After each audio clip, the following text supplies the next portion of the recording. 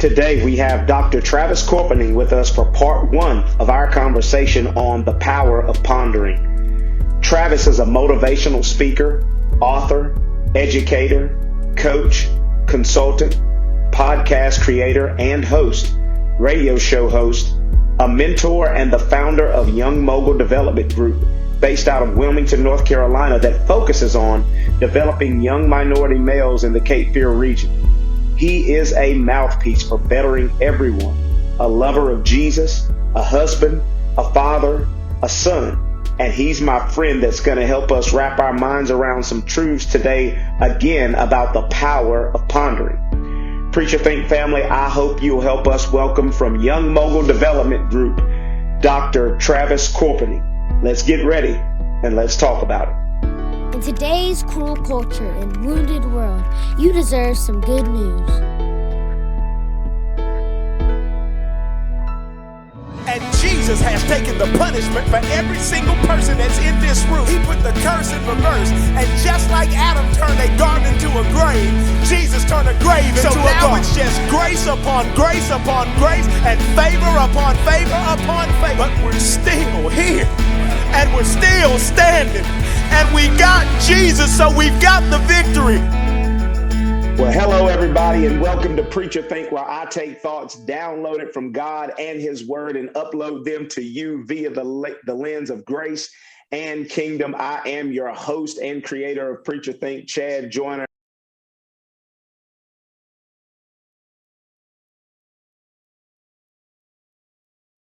Yes, joining us today, Mr. Travis Corpening. Travis, how are you doing today, sir, man? How are you doing?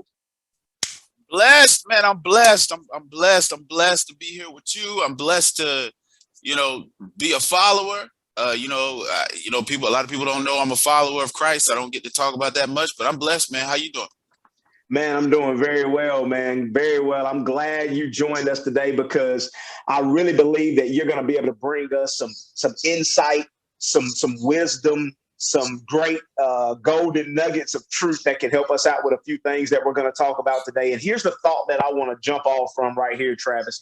Today, we're going to address this thought. This kind of comes from some of my own personal notes, some things that I jotted down in my journal, actually about 5 years ago. I was thinking about Mary and Joseph, and I wondered if Mary and Joseph ever pondered how in the world are we ever going to raise or be the parents to the incarnate God, Jesus? And after all, she pondered many, many things in her heart, man. And today we're going to explore what I want to call the power of pondering. The power of pondering. So let's dive into some conversation about the core of this thought, which I believe is set in the context of powerful, dream-filled, intentional, positive thinking, which I know that you know a lot about. So years ago, I actually heard a pastor speaking in regard to adults, and he actually said, if you're an adult, just stop dreaming. And he said, you need to take your head out of the clouds. You need to grow up.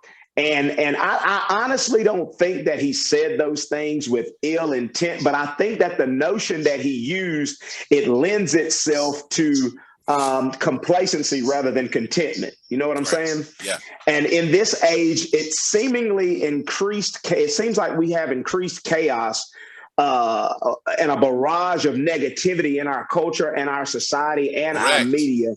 Correct. You know what I'm saying? And we hear about people and to hear people setting their thoughts, their hopes and dreams that they're believing for to be realized, that almost sounds taboo in today's culture because so many people are just trying to get by. They're just trudging up the rough side of the mountain. I'm just trying to make it, you know what I'm saying? I'm just trying to make it through. And literally, they have ceased pondering their dreams, man. And I believe that God desires for us to have the days on earth as they are in heaven. You know, as the prayer says, let it be done on earth as it is in heaven. And I believe that there's good stuff happening in heaven. I believe that there's good stuff happening in the spiritual realm. So I believe that we should be realizing much more good things happening here currently than we really, really are. I really do believe that. But I think that the problem, Travis, the challenge is not so much what we think about dreams and hopes and ideas, but how we think about hopes and dreams and ideas. And to me, one of the greatest resources God ever put in the earth is people. And I think the resource of people like yourself can help us frame proper perspective around the power that lies while, within pondering, preparing, which I believe is like just preparing a roadway of maximizing the right amount of mental bandwidth surrounding our purpose in regard to our role and our assignment. So that being said, I want to jump into this by asking you this to start. There's weight behind the people of influence that we listen to. I think that you would agree with that. There's weight behind the people of influence that we listen to. Biblically, as we're talking about Mary and Joseph, Mary wondered about the things that the angel Gabriel, the angel of influence, Gabriel, had to say to her about becoming immaculately pregnant. But she quickly believed it and received it when she heard this from this angel of influence. So I want you to talk to us about, just to start off, talk to us about how to connect with people of influence and the importance of remaining surrounded by them as we ponder weighty ideas and dreams. So I'm gonna start off with this, Chad, because we live in an age, and you just said it. We live in an age where people are just. You said chaos. Use the word chaos was the word you used, and you're absolutely right. And so what I'm going to do is to answer your question. You use the word influence, right? People of influence, right? I want to take that word influence and I want to twist it a little bit because and the reason I want to do that is because I want the listeners to understand that we're not talking about quote unquote the Instagram influencers. Right? Come on, sir. Right. Because when you use that word, a lot of people, now kids, oh, you're an influencer, right? So all that means is you have a bunch of people that are listening to you, whether you're talking about the gospel, whether you're talking about anything else outside of the gospel. So that it might not have anything to do with the gospel. Right. As you're saying, ponder your dreams. I want people to, I believe, my personal belief, and I believe it's yours as well, that we need to surround ourselves with people that are not only supportive of our dreams, but I'm going to say people that can give you something, and sometimes it may not be a believer. People that give you something that you can use, right? Come on, a lot sir. of times, prayerfully, you'll surround yourself with believers, but a lot of times for people that aren't praying or people that aren't in the scriptures like that, they don't have a way of recognizing those people, like those genuine people that are really in the scriptures. So what I would say is, if you're pondering a dream, right? First of all, and I also like that you did this. You're telling people that they need to dream, right? Yes. Whoever that was that told adults, once you're an adult, you don't need to dream. I'm absolutely coming against that. And I'm going to say your dream is what God has given you. Now, and then, that we could get into what is a dream, was it, all these different things, but we're not going to go there. What I want to do is I want to 100% say, number one, make a list of the people that you would count as influencers, right? Look at where they are in their lives. That would be my first way to judge them, right? Look at where they are in their lives. Are they content? Are they moving forward? Are they someone who you would trust to help you foster your dream, right? Is it someone that you would trust to speak on behalf of your dream, right? You gotta first decide if because that's the kind of influencer. If we're talking about influence, that's who we want. We want someone that's gonna throw another log on that flame, right? Because a lot of times it's it's right here and we don't know about it. It's a dream. It's right here. We don't know about it, but they're embers. Like when you start that fire, they're embers. It's not a full-fledged flame yet. We need somebody that's going to stoke it, and somebody's going to throw another log on it and say, work with that, right? Because they want to see our dream succeed as much as we do. And so the second thing I want to say is make sure it's not a person. And I hate using this word. How everybody always talks about haters. Make sure it's not a person that is trying to compete with you. Right. Okay. Make sure it's not a person. Right. And there's nothing wrong with healthy competition, but make sure it's a person that's not trying to compete with you in terms of a blessing. Right. I know you've seen those people that when you get blessed, right, they're not really happy for you. They may say some nice things. Right. But they're not genuinely happy for you. But if you want to grow, if you want your dream to grow, you got to have people that are really in your corner, that really, people really in your corner. Not only that, they're going to try and move all the obstacles out of your way to see your dream move forward. So, Chad, I know PreacherThink. That's God's blessing to you, right? PreacherThink. Right. What I'm going to do. I'm going to be someone that I would count as an influencer in this case. I'm going to be the one that says, I'm going to give Chad a call. I know he's got this PreacherThink podcast launching. I don't want any kind of barriers to be in the way of Chad launching that, right? Because I believe God's given that to him, and I believe that's what God wants him to do. So guess what I'm going to do? I'm going to offer my platform on Shaper Speaks to allow Chad to come on and launch that podcast, right? Which is what we did. That is what I would say. That is what I would say a real live influencer. And maybe you don't have a radio show. Maybe it's not a radio show that they can do. Maybe it's just words of wisdom. Maybe it's money. Maybe it's putting you in contact with someone that can make your show bigger, right? If I didn't have that platform, but you want to get somebody that really, really believes in your dream and believes in you as an individual, because you're gonna need those people. And this is the third point. You're gonna need those people when you start to question yourself. Right. You talk about Mary, and you talk about Joseph when they first heard. Got this. What I believe had to be one of the weightiest tasks in the history of the world, right? Yeah. Not only Mary, you're gonna bring this. You're gonna bring God's Son to the earth through your body, right? Joseph, you're gonna train him, right? Because he's still a baby. He's still gonna need training. He's still gonna need somebody to help provide for him, right? Joseph, this is your task. Can you imagine that? And I mean, just think about your son. I think about my son. I have two. I have two. I got a one that's about to be a year old, right? I remember when my wife first told me we were having Lucas, my first son. Right. I cried, bro. Like I'm not even gonna lie, a little bit. I like not just cry, not just like cute cry. The ugly cry. Wow. You know why? Because, and it's so much, when a woman's pregnant, I mean, if you notice, the hormones, they cry at everything, right? So when she saw me crying, she starts crying.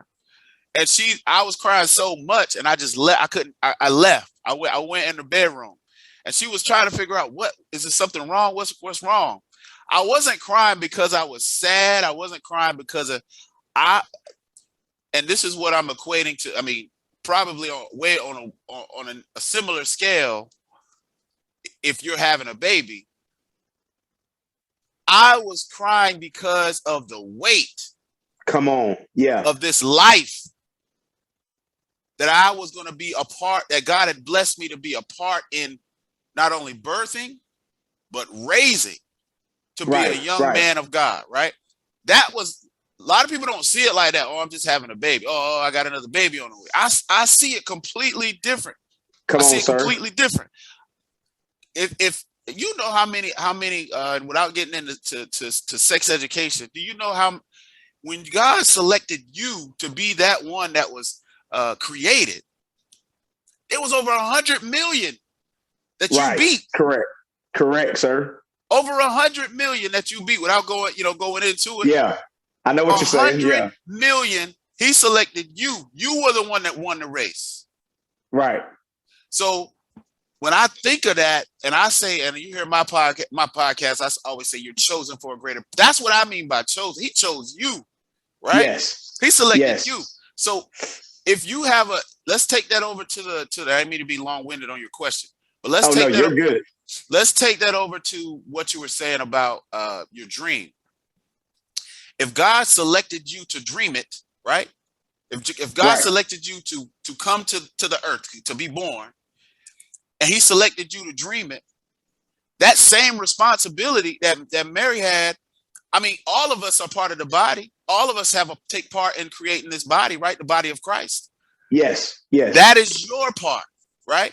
So you need to take it just as serious as any other part, whether it's ministry, whether it's birthing a child, whether it's God selected you. This is your assignment, right? Right. And so what I would say is that's why I say it's so important that you, and I'm agreeing with you, so important that you get people around you that are going to help foster it. And last thing I'll say is understand he chose you and he didn't choose them, right? So right. even though things don't look, even though they might tell you, I don't see how that's going to work. I got a dream right now, Chad, and I told a couple of ministers, right? And one of them told me, I just don't see it. I don't see it, right? A few years ago, that would have stopped me. Why? Because they're men of God. I trust them. They're men of God. Right. But God gave it to you. He didn't give it to them, right? They might not be able to see it all because they're looking through their lens. They're looking through their experiences. They're looking through their failures. So if God gave it to you and you know it's of God, you got to foster it, man. You got to hold it. Come on, man. Man, everything that you just said is worth its weight in gold, Travis. I'm telling you, because you said a few things there that really, really grabbed my attention. First and foremost, if people understand that the weighty idea that they're pondering in their heart, God gave it to them because he chose them for that dream. The two things that people long for more than anything in the world is to know that they're loved and they're accepted. If you know that you're loved and you're accepted, i.e., if you put those two things together, if you know you're chosen for a certain purpose, if you're chosen for something in the earth, that is a huge deal. So first of all, I love the fact that you say you got to know that whatever God put in your heart, he put it in your heart. He chose you to do that. And then you said something else. You said you need to have people in your corner. And I love the fact that you said your corner, because I've given this analogy quite a few times to people. And I've asked them, if you've ever watched a title fight before, a boxing match, and you watch a boxer come into the ring, I said, if you ever see the camera pan back at the boxing arena, I said, there's actually 3 C's. I said, you've got the crowd who's all on the outside. Then you've got the canvas. That's the people that are just walking around in the ring. But then you've got the corner. And I said, that represents all the people in our lives. And I've told people this. I said, the crowd, you don't know who all is in the crowd because there's some people that are cheering you and some people that are jeering you. Some people are on your side and some people aren't. So you got to be able to differentiate when you're talking about who you're going to have as people of influence in your life, who's in the crowd. And in that crowd, who's cheering me and who's jeering me. But then you've got some people who are a little bit closer than the crowd, and you've got the people who are more like acquaintances. Those are the people that are on the canvas, the people that are walking around in the ring. They're close enough to you to know what your dream is, but they don't know all the intricacies. They don't know all of the ins and outs, but they're close enough that you can share some more information than you would share with just the people that are in the crowd. Hey. But then it gets down to the nitty gritty. Because like I said, first you got the crowd. There's thousands of people in the crowd. There's only a few tens of people on the canvas. But when you get to the corner, that's when you've only got a handful of people. You only got your cut man in the corner. You only got only your trainer is in the corner. Only your coach is in the corner. Those are the people, they have the most influence in your life. Those are the people that you know you can share all of the intricate details with, because they're going to be honest with you. They're going to be truthful with you. They're going to cheer you sometimes. They're going to check you sometimes. They're going to challenge you sometimes. They're going to say that you're going to need to change in some different areas to make this thing happen. Those are your corner. So I love the fact that you narrowed it down to, hey, Know who's in your corner. Everybody's not privileged to have the intimacy and access to being in your corner. So that is extremely, extremely important. And then, of course, going back to the beginning, when you made the differentiation between influencers and true people of influence, and that is so important because we've got to understand that in this age of social media, there's lots of people who are considered influencers. But they're on social media, and they're just, a lot of them, let's just be honest, they're saying a whole lot of nothing. They're not saying anything that's really truly the good news or the gospel or anything that brings any type of substance to your life that says, hey, this is something that's powerful that I can use as a tool to help me move forward in my own dreams. So, man, that is amazing what you just said when you're talking about the influence of people that we listen to.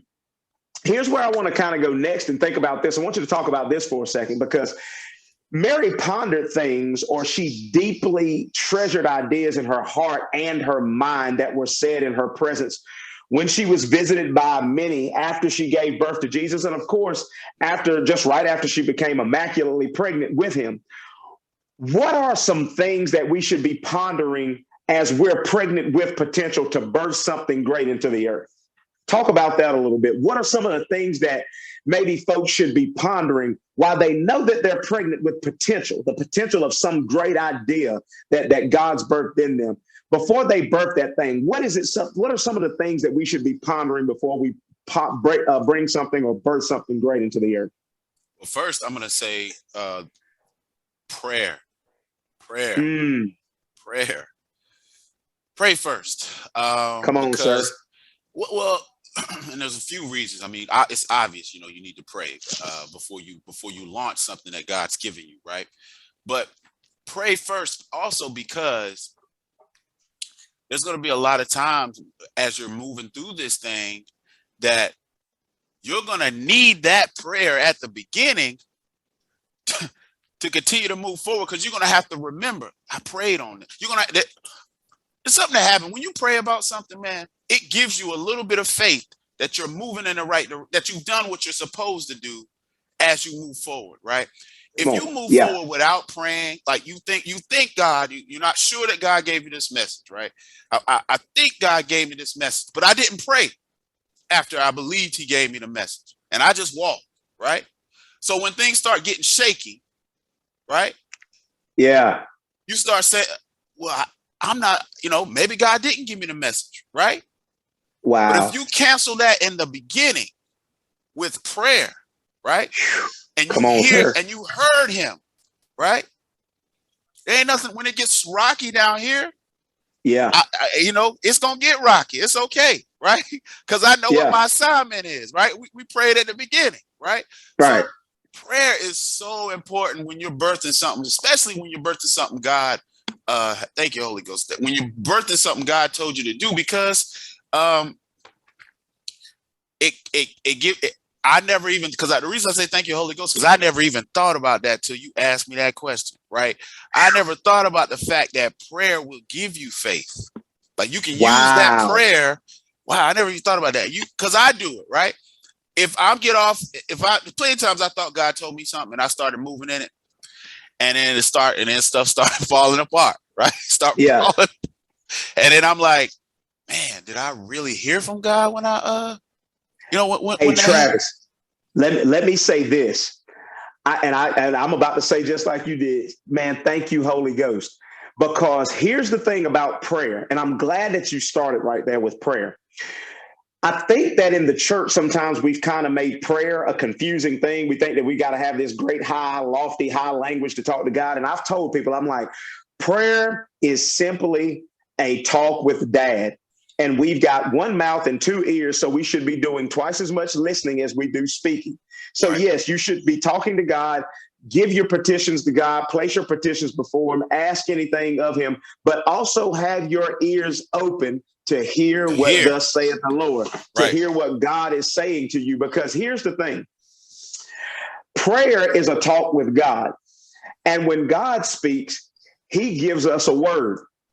When the disciples were in the boat and the storm came up on the sea And Jesus came walking out on the water, and they thought he was a ghost. And Peter said, Jesus, if that's you, bid me come. Jesus gave Peter a word. He said, come. And then Peter stepped out on the boat. So here's the thing. He didn't just step out of the boat and his faith took him to Jesus. No, he stepped out on a word. Why? Because he spoke a prayer. He said, basically, that was a prayer. He said, Jesus, if that's you, tell me to come to you. He had a talk with Dad, and Dad said, come. So that one word was the bridge between Jesus and Peter stepped out on the word that Jesus gave him, come, and then his faith appropriated that one word, and that's why he was able to walk on the water. So I believe that's exactly why prayer is so important, because if God's put something in your heart, that means he's giving you a word. When you're praying, you're speaking words, and God is talking words back to you. He's giving you a word to appropriate your faith to walk out on. I really truly believe, man. Come on. And you know what I just got in that too. Remember I said when things get shaky? Yes, man. Come on, sir. You know what I mean? When he got, as soon as you take your eyes off of him. Yes. Right? Yes. You start to lose ground. You start to sink. There you go. You start to sink. There you go. Yeah. So, wow, man. So that my first thing I would say is obviously pray. You got to pray. And my mama actually told me that. I'm gonna have to go back and give her some credit, because I was like, when she told me that, I was like, yeah. Come on, sir. Yeah. Right. Yeah, I gotta go back and give her some credit, because that just came full circle. But after you pray, do not be and a pastor gave me this one. Do not have paralysis by analysis. That's it, sir. Yep. So I was like, what? He says, do not be paralyzed by you analyzing it. All you're doing is analyzing. Overanalyzing everything. Right. Yeah. At some point, you got to walk. When he asked Jesus, is it you bid me come? Right. You got to go ahead and get out the boat. Right. But Jesus, the water look a little deep. Peter never analyzed. When he said, bid me come, and when Jesus gave him the word and said, come, he didn't analyze it. He said, all right, and he stepped out of the boat. Right. That water look a little deep. Jesus, I think I might see a couple of fishes. You know what I'm saying? Right. That's what we sound like, though. So many times. Right. Yep. And audience, I do know how to say fish. That was just for I don't want y'all to think he got this ignorant dude up here. Fishes. I said fishes. I know it's fish. I see fish, right? But it's just that's how life. That's what we do. Our flesh does that, right? As soon as we take our eyes off him and look at that water. When we're stepping out that boat, we lose ground, but we gotta at least get out the boat, right? And that's probably the second thing. After we pray, that's very important. We gotta make sure we don't analyze too much and we actually take that step. And it takes courage. It takes courage because I mean, whether you're talking about actually walking on water or whether you're talking about stepping out and telling people, I'm going to start a school, right? That there's never been a school started before. I'm telling people right now, I'm starting a school, right? And I just had shout outs to Cape Fear Community College. They just brought me in to speak. And one thing I was able to tell the kids was, when you release that thing out of your mouth, come on, and people are around to hear that thing, now you have no choice because they're going to hold you accountable. Right? Come on, sir. Come on, sir. The reason we don't say it out loud is because we are afraid who is going to judge us if we fail. Right. That's exactly. We all do it. I mean, I know I've done it. Like I won't say it out loud because if it don't work, I done told people now, and I think I told you this. I remember when Pastor Campbell had been telling people for months, we're going to have a building, we're going to open service on X day, blah blah blah blah. And you start to see the building come up and he said this, plenty of times I've seen building funds, but never seen a building. That's right. Yep. Yep. We got a building fund, right? But never see the building. Well, this time there was actually a building, right? And he said, oh, we're going to open. I remember he said, we're going to open January. It was going to be New Year's, right? Go open on New Year's. And, you know, when you're building something, and this is where the shaky part comes in, when you're building something, things don't always go perfect. There's delays. There's, you know, somebody let the email slide on, and now, right. You know, right. Where you were going, the certificate you needed to open the building, right? That's pushed back another 2 weeks, right? So right. There was not, the building was up, but he couldn't open service because there was no carpet. It hadn't been carpeted. There was a stage, but there was no dressing inside the building. It was just cold floor, right? I remember. But guess what he did? We're still gonna have service. Yep. So New Year's he had service. I believe New Year's it was service, because the reason I remember it was New Year's because he wore that red jacket. That's what he wears on his New Year's service, that red jacket, right? And he remembers. He said this. I hear people right now, you know, not actual people, but I can hear the people that said it would never happen right now. See, I knew you wouldn't open on New Year's. You know, you were doing all this talking. You told us this was going to happen, right? Right. And you cannot allow that to stop. And so that is so important that as you move along in this process, they're going to be, you know, they're going to be bare. You know, the devil's going to try to come against it because God gave it to you, right? If the devil's going to try to come against Jesus when Jesus was placed on earth to die for us, right? Try to tempt Jesus and try to derail his plans, try to tempt him to do something else, right? Then you know he's going to tempt you or try to derail you. So go ahead and expect it, but also know that you have the victory because you are who you are aligned with. Wow. Man, that's so good. I love that. So prayer, don't become a victim to the paralysis of analysis, and press forward anyway. Yes. Press forward anyway. I love that.